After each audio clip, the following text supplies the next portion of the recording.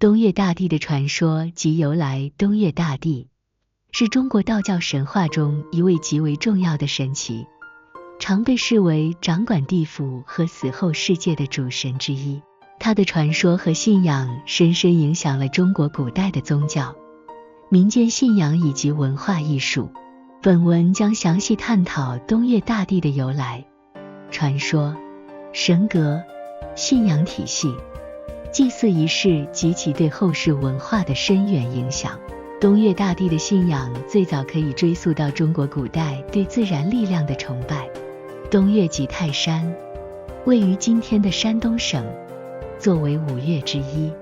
自古便是中国民间与官方共同崇敬的神圣之地。泰山被视为天与地的交界点，象征着通往天庭和阴间的神秘通道。这使泰山自春秋战国时期以来，成为帝王封禅之地和祭祀天地的场所。东岳大帝的神格演化始于对泰山的自然崇拜。随着中国宗教文化的发展，特别是道教的兴起，泰山逐渐被人格化，并赋予了统治冥界的神格。根据道教典籍，东岳大帝的全名是东岳泰山天齐仁圣大帝，他被视为掌管人间寿命、地府生死的主宰，拥有生杀予夺的权利。泰山与东岳大帝的传说源自中国古代的山岳崇拜，特别是在道教信仰中，泰山被视为通往天界与地府的神圣之地。东岳大帝亦称泰山神，掌管着生死、轮回与冥界，他被尊为五岳之首。泰山作为神圣之山，传说与神话层出不穷。根据传说，泰山是阴阳交汇之地，凡是登上泰山的帝王，都可与天沟通并得到神灵的庇佑。自秦汉以来，历代帝王都在泰山举行封禅大典，这种仪式象征着君主权威的天命认证。封禅仪式的频繁举行，促使泰山信仰逐渐转化为对泰山神灵的崇拜，并最终形成了东岳大帝的神格。传说中，泰山是人们死后灵魂前往审判的地方。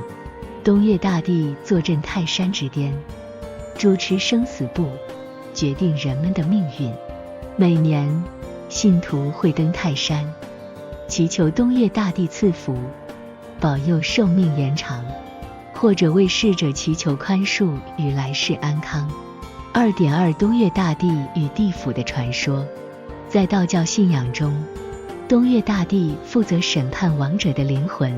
决定他们的命运。根据《玉皇经》及其他道教典籍的记载，东岳大帝统领的地府称为东岳府，其下有五岳四府、18层地狱等众多神奇与鬼族。传说东岳大帝手持生死簿，根据众生的善恶业报，决定其转世投胎或受罚受难的去向。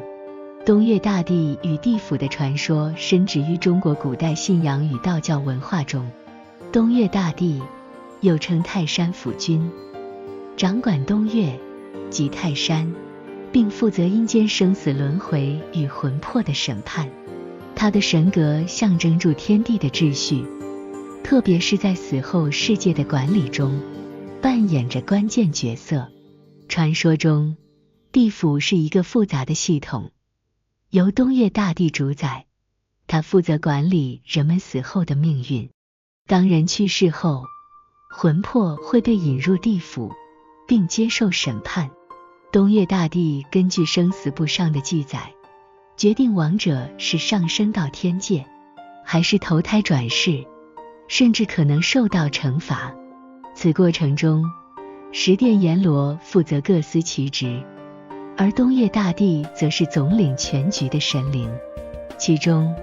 传说有些恶人死后被送到地府接受审判，经历十殿阎罗的折磨，最终悔悟。也有善人因一生行善积德，受到东岳大帝的嘉奖，得以来世转世为人或升入天界。这些传说强调了善恶报应的观念，也彰显了东岳大帝在死后世界中的崇高地位，深深影响了中国人的生死观与伦理信仰。东岳大帝与刘安的故事是中国古代神话与历史传说中的一个经典故事，与道教修行和帝王之道息息相关。刘安是西汉时期著名的淮南王，以博学多才、崇尚道教闻名于世。他致力于炼丹修仙，并撰写了《淮南子》。这部著作汇集了道家的哲理与修行之道。传说中，刘安一心追求长生不老，为此亲自祭拜东岳大帝，祈求神明赐予他长生的法门。有一次，刘安在泰山祭拜东岳大帝后，梦中见到东岳大帝显现。大帝告诉刘安，长生之道并不仅靠炼丹或外在的修行，还在于心境的清净与德行的修养。东岳大帝还指点刘安，真正的长生在于无欲无求，顺应天道。醒来后，刘安深受启发，放下了对炼丹的执着，开始专注于内心修为，并进一步完善了道家的学说。最终，传说刘安与弟子一同修炼，成功羽化登仙，成为仙人。这个故事体现了东岳大帝在修道与长生观念中的指导作用，也强调了内心修养的重要性。刘安的传说流传后世，为后人留下了道教修行的深刻启示。东岳大帝的信仰广泛分布于中国各地，尤以山东的泰山东岳庙最为著名。这座庙宇是东岳信仰的中心，自唐代开始便成为皇室和百姓祭祀东岳大帝的重要场所。随着东岳信仰的扩展，其他地区也陆续建造了大量的东岳庙，其中以北京的东岳庙规模宏大，是元、明、清三代官方祭祀东岳大帝的重要场所。东岳大帝掌管人间寿命与阴间的权利，使得他的信仰与中国古代的生死观紧密联系。在东岳信仰中，人的寿命由天命决定，但通过敬奉东岳大帝，可以延长寿命或改变命运。这种信仰反映了中国古代对生死问题的复杂思考。人们既相信命运的不可改变性，又希望通过宗教仪式寻求一种超越命运的力量。虽然东岳大帝掌管生死与惩罚，但他同时也是一位慈悲的神灵。道教信徒认为，通过对东岳大帝的虔诚祭拜，亡者可以得到超度，生者则可以免除灾祸。这种普世慈悲的理念，使得东岳大帝成为民间重要的保护神之一。尤其是在重要的转折时刻，如寿辰、丧礼和祭祖时，民众往往会祭拜东岳大帝，祈求平安与庇佑。4.1 东岳大帝的祭祀仪式概述。东岳大帝的祭祀仪式分为官方与民间两类。官方祭祀通常由皇帝主持，伴随着庄严的封禅大典和繁复的仪式。而民间东岳大帝的祭祀仪式在中国历史上具有重要的宗教与文化意义。作为掌管生死与阴间的神祇，东岳大帝的祭祀仪式通常具有庄严、隆重的氛围，既是祈求庇佑，也是一种对生死的敬畏与反思。祭祀仪式通常在泰山或专门的东岳庙举行，尤其在春秋两季较为盛行。仪式开始前，信徒会精心准备祭品，如香、烛、纸钱、水果、酒肉等。主祭者通常会穿着整齐的道袍，并进行一系列礼拜和叩首，象征住对东岳大帝的崇敬。随后，诵经道士会进行祈祷，内容多为祈求东岳大帝庇佑人们延寿、消灾、祛病，并为亡者引导灵魂安息。其中，重要的部分是焚烧纸钱与贡品，以象征性地将物品送至阴间，供亡者使用。祭祀的高潮通常是主祭者焚香跪拜，并诚心向东岳大帝呈上供词，祈求神灵降临接受祭拜。这些仪式强调了东岳大帝作为生死轮回主宰的神圣地位，并反映了中国古代对生命、死亡及来世的观念，代代相传至今。无论是官方还是民间祭祀，东岳大帝的信仰都与中国的天命观、社会秩序密切相关，体现了神灵崇拜与现实生活的紧密联系。封禅大典是中国古代帝王在泰山进行的重大祭祀仪式，象征住天命的承认与国家的安定。此仪式是中国历史上最为隆重的祭天活动，通常由帝王亲自主持，以表达对天地、神灵的敬意，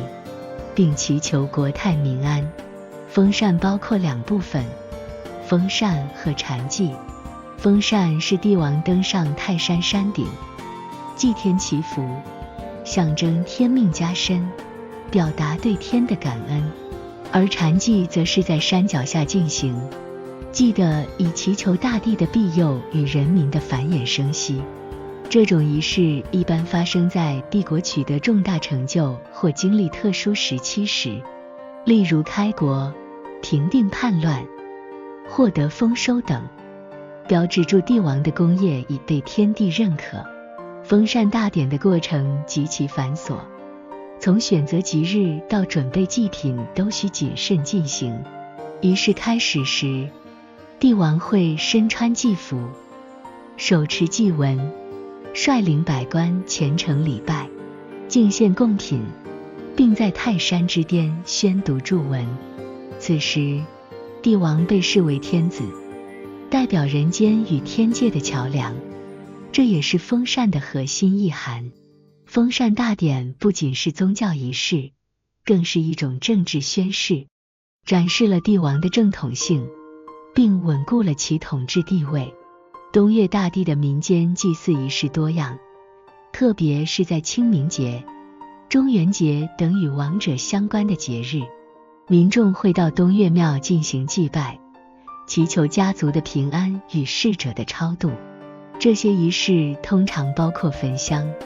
烧纸钱、供奉祭品等，表达对东岳大帝的敬意与感激。此外，在人们面临灾难、疾病或寿命危机时，也常常会祈求东岳大帝的庇佑。东岳大帝的形象和故事在中国文学与艺术中有着深刻的表现。许多古代诗词中描写了泰山的神圣与庄严，将泰山与东岳大帝的形象相联系。唐代诗人杜甫曾作诗赞叹泰山的神秘与雄伟，而《聊斋志异》等文学作品中也多次提及东岳大帝及其统领的地府神灵。在视觉艺术方面，东岳大帝的形象通常被描绘为一位威严的天神，头戴皇冠，手持玉玺，身穿帝王服饰，象征住他在阴间和阳间的至高统治权。东岳庙中的壁画、雕塑等艺术作品精致细腻，展示了东岳大帝的神圣威严。这些艺术形式在各地的东岳庙宇中随处可见，成为东岳信仰视觉表达的重要部分。随着社会的变迁，东岳大帝的信仰虽然在现代逐渐转变，但仍然在许多地方保留着浓厚的宗教色彩。泰山的东岳庙依旧是重要的旅游与宗教胜地，每年吸引着无数的游客与信徒前来朝圣。东岳信仰的延续，体现了中国传统宗教文化的生命力，并通过现代的宗教文化活动进一步扩展其影响力。在当代社会，东岳大帝的信仰仍然具有重要的文化和心理意义。对许多人来说，东岳大帝不仅仅是生死轮回的象征，更代表了一种对未知命运的敬畏与对生命意义的思索。随着现代人对传统文化的重新认识与回归，东岳大帝的信仰在某些地区甚至有了新的复兴，成为了现代文化中一道独特的精神象征。东岳大帝的传说和信仰体系源远流长，无论是作为掌管生死的天神，还是民间信仰中的保护神，他在中国文化中都占据着重要的位置。通过对东岳大帝的崇拜，人们表达了对生命、死亡与命运的深刻思考，并希望通过神灵的庇佑达到灵魂的安宁与延续。东岳大帝的信仰不仅是道教信仰的重要组成部分，也代表了中国传统文化中天人合一、敬畏自然的核心理念。